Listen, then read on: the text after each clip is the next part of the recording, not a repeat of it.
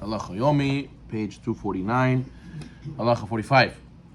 When one's father is a guest at one's home, you shall honor him by having him sit at the head of the table if he wants to. He should wash his hands first for hamotzi, and he should say hamotzi on everyone's behalf, and by serving him the food first. That's all part of kibbud avayim. So in the laws of hamotzi, there's also kibbud avayim. 46. Before saying hamotzi, one should wait for those who he's saying the blessing on behalf upon, and they should be sitting around at the table and not scattered around the house. What always happens is the ladies are not ready. They always say, "Oh, it's okay, go say, we're here, we're listening from the kitchen." No, the person saying hamotzi should wait till everybody who needs to hear the hamotzi sits at the table, not scattered around the house. He must have them in mind, and in that way they can be, they have in mind to exempt it from the bracha as well through his recitation. So shemea keoneh. But they got to be at the table. 47. One should not begin to say the bracha on the bread until he has salt on the table. You can't start hamotzi. You always got to check first. You have salt, and you also have to hold the bread, and then you can say hamotzi. 48. One should hold both breads when reciting bracha. After the bracha is recited, he may drop one of the breads and does not have to continue to hold on to them. It's praiseworthy to hold both breads, even if you're having intentions only to eat one of them. Sometimes you have a lot of people over, you're going to end up eating both breads, but even if you're going to eat yours one, you still hold both. Okay. 49. Even if you're not going to use the second challah, you should have both chalot unwrapped. Right? Sometimes the second challah is still in the plastic, and you're lazy a little bit, and you just want to hold it together without taking it out of the wrapping. No, you should preferably take it out of the wrap. 50. If one did not hold on to the bread while saying bracha, but the bread was in front of him, he fulfilled his obligation after the fact. You don't have to do it again.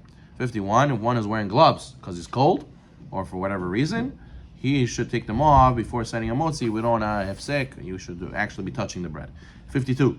When we're saying hamotzi, one should lift the bread slightly. Hamotzi lechem min haaretz, and then some have the custom saying Baruch Atah Hashem, and they lift up the bread as well.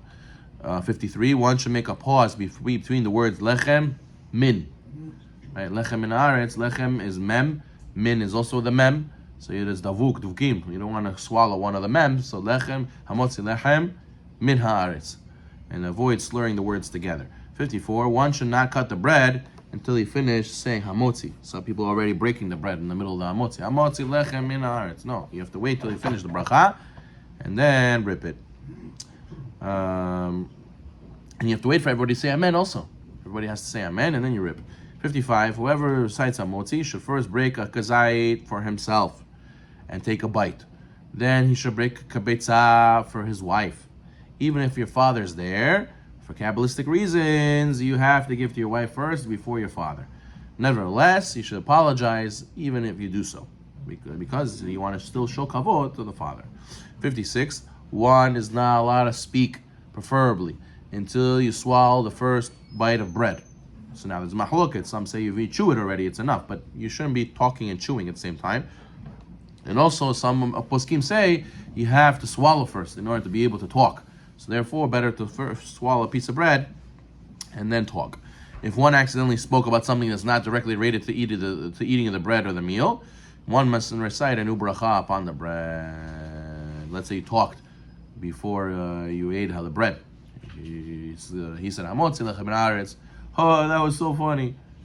So now, before you eat the bread, you got to make a new hamotzi, because you lost the hamotzi, you made a hefsek. One may not even answer amen to someone else's bracha before you taste it from the bread. If you accidentally did, say amen. So some say you don't have to say a new bracha, so therefore you don't make a new bracha. But mahloket. 57. Some people have the custom that after reciting hamotzi, the head of the household dips the bread in salt while saying Hashem melech, Hashem malach, Hashem meloch le'olam ba'ed. This custom should be avoided because he's talking. He's unrelated. He doesn't need to say this, and he's talking before he's eating the bread while he's dipping the bread in the salt. Not good. 58. Even the people who are partaking in the bread and have fulfilled their obligation through the bracha of the head of the household, they should not talk until they taste the bread as well. If one spoke before the head of the household tasted bread, he needs to recite a new bracha. But if one spoke after the head of the household already tasted his piece, then you don't have to say new bracha upon eating the bread. So let's say the head of the household makes hamotzi, and he talked before he ate the bread. So he has to say a new hamotzi. And then what if other people spoke before they ate their bread while after he made his hamotzi? Well, depends. If he ate his piece of bread, so technically they don't have to make a new bracha. But if he didn't eat his piece of bread and they already spoke, so then they have to make their new bracha as well. 59. If the person who's saying hamotzi interrupted before even tasting a piece of the bread, those who heard the first bracha do not have to recite another bracha, but the person who interrupted has to recite another hamotzi for himself. 60.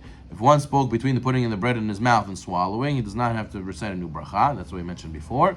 Furthermore, when a person has the bread in his mouth, he may answer amen to another person's bracha, even though he didn't swallow yet.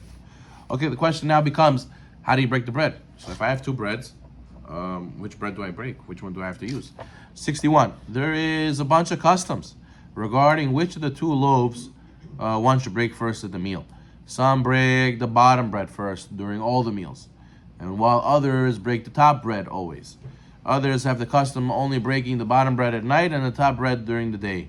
Some authorities believe that someone who feels that both breads will be eaten should cut both breads at the same time. And the halacha is, everybody should do according to their custom.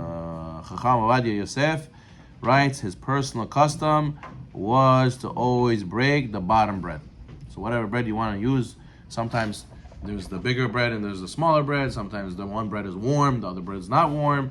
So the whatever bread you want to use, if your custom is you always break the bottom one, so you always put it on the bottom. 62. One should first cut or break the part of the bread that is well baked. One should not cut from the part that was attached to another challah, as it seems as if it was not full. Okay. 63. Some people have the custom to cut bread slightly in the place where they want to cut it after reciting hamotzi in order to lessen the time it takes to cut the bread, right? So let's say you pioshka, right? Pioshka, you have to fight with it sometimes. And you go and you break it apart. So some people, they like to cut it a little bit, cut it halfway, it's still attached. That way it's easy to rip afterwards, less time of sek between you saying hamotzi and eating the bread.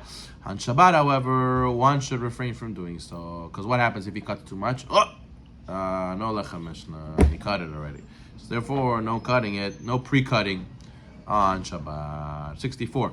One does not have to cut the bread with a knife. Our custom is also to rip it by hand. 65. Some people have a custom to leave the ends of the bread, but this is not obligatory. 66.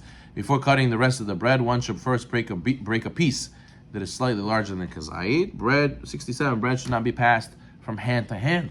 That's a sign of mourning, and it's a bad omen. Rather, one who wants to pass bread should pass it on a plate or put it on the table in front of the person it's being passed to. 68.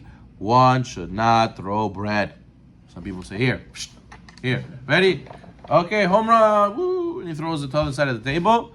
This is asur. This is considered disrespect to the bread, and the Gemara says it's a zgula for poverty. Whoever disrespects the bread is a zgula for poverty. The Zohar says even the breadcrumbs you're not supposed to throw away. You have to collect them. You have to eat them. This is also a zgula for becoming wealthy. Baruch Adonai Olam. Amen.